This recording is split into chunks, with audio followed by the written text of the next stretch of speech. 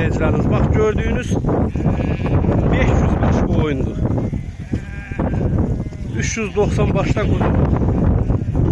Hamısı birinci, ikinci qardaş şəhərlərdir. İçində şu olmuş heyvan azdı.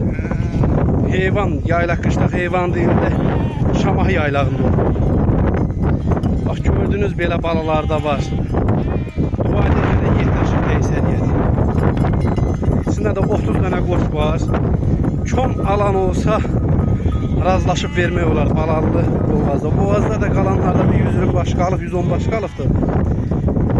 Onun da əksəriyyəti 5 günə, 10 günə belə doğası heyvanlar. Görsünlər seyircilərimiz.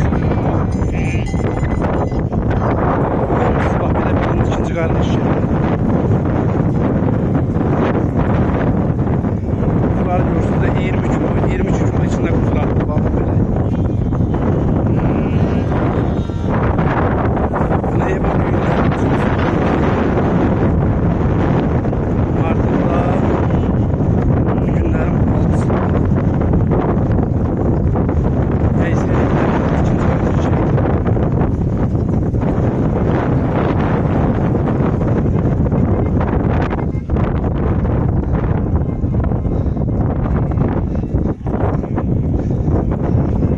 Bunlar da kalanlar hamısı ona maşallah olsun.